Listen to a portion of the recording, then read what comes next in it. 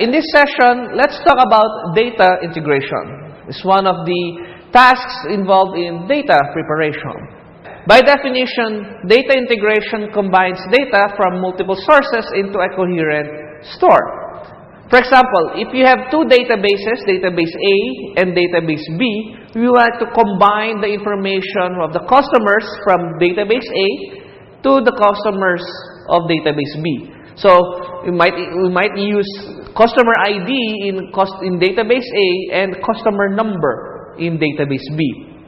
Here we integrate the data from the different sources and as well as the metadata, the data about this data from different sources, and come up with a single data store.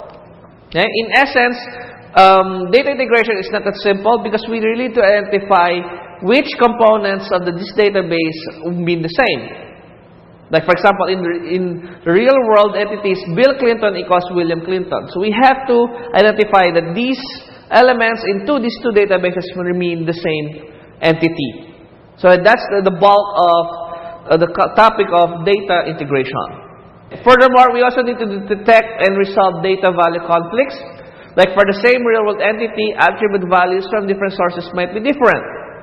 Okay? Possible reasons why would be different representations, like one database is in metric while the others is in British or imperial units. Okay? So we have to resolve those identities before we move on to data integration.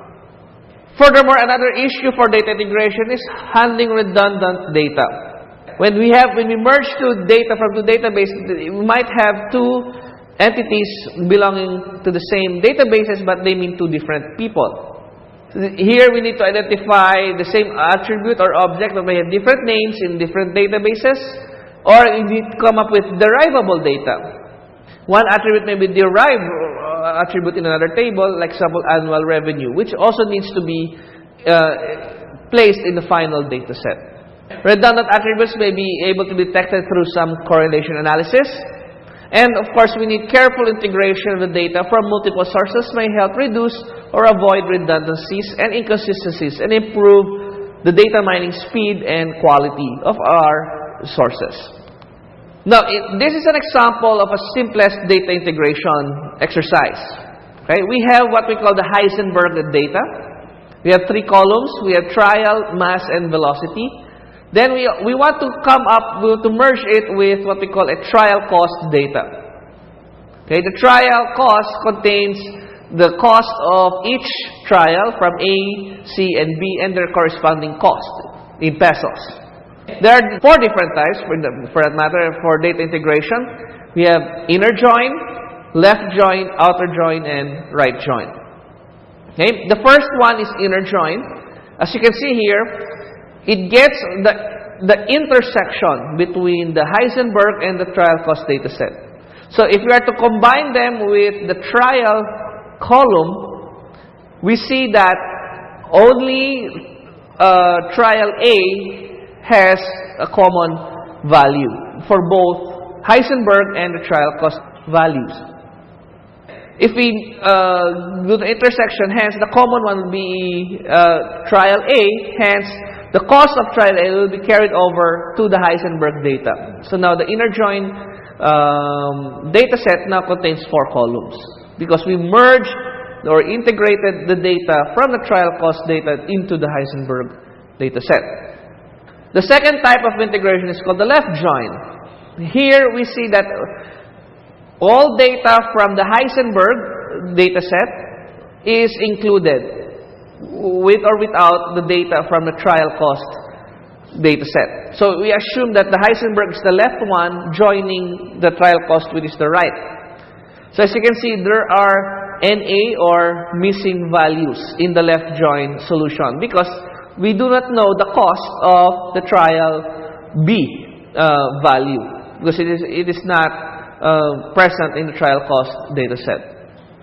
Okay, so as long as all data from the Heisenberg is copied onto the left join, whether or not there is a value in the right value, which is trial cost, okay? Which is the opposite of right join. In right join, all data in the right table, which is the trial cost, is copied onto the Heisenberg data. However, as you can see, for trials C and D, there are missing values for mass and velocity because they do not exist in the Heisenberg dataset. So in essence, the right dataset with its trial cost is the superior one. And whether or not there are existing Heisenberg data, that will be the final dataset for the right join data.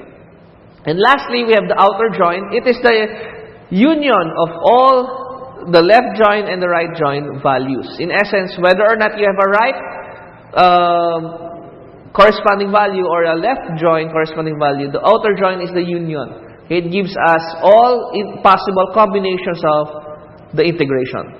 So it depends on which business rules that you need. These 4 types of joins are the simplest types of data integration that you might utilize in your analysis for your predictive analytics solutions. In this slide, we go through an example through the software called R and R Studio. Okay? The solution of this code is shown in this slide, which is basically the 4 types of joins. Okay? So let's go through this R code one by one. Okay, the first line of code says read a CSV file. It basically is a comment in which we are to read a CSV file. The next line, Heisenberg, arrow, read that CSV file, simple as CSV, head is true, separated by a comma. Okay, this line of code states that we are going to read a CSV file named simple.csv, which the first line would be the headers, which will be the names of the variables. That's why its header goes through. And since this is a CSV format, the separator is by default a comma. The third line of code, trial, arrow, C, A, C, B, and cost, arrow, C, 11.4, 3.3, and 1.1 is where we created the trial cost data. So instead of reading it from an external source, we created data inside the R environment, where we define trial cost as a data frame named trial and cost. Now, to come up with the different types of integration joins, we have inner join. In this slide, inner join equals merge the Heisenberg and trial cost by the trial column. So in essence, you are merging the Heisenberg data, which you have just imported through the read.csv file, and the trial cost that we have simply created in the previous lines. Hence, we need to use the trial column to merge those 2 data sets, and the inner join command is as simple as that. On the other hand, the outer join is similar to outer join, but we add a new command, all equals true, which means that all rows from the left and the right will be distributed and displayed in the outer join statement, as well as left join. Here, we modify the code for outer join where all that x equals true, which means that the Heisenberg dataset, which is the left one in this solution, is the left one. Hence, we would like to have all rows in the Heisenberg data, whether or not they have a trial cost data. Okay. On the other hand, the right join command is all that y equals true, which means that the trial cost data will be the one displayed all throughout, whether or not they have a value in the Heisenberg dataset. If you want to view all of these results, you just simply run inner join, outer join, left join, and right join, and you will see data similar to what is shown in this data integration types slide. So after going through all of these lines of code, we've gone through data integration. It's one of the main processes in data preprocessing. We've discussed what is data integration, the 4 types of data integration methodologies, and a simple example using R.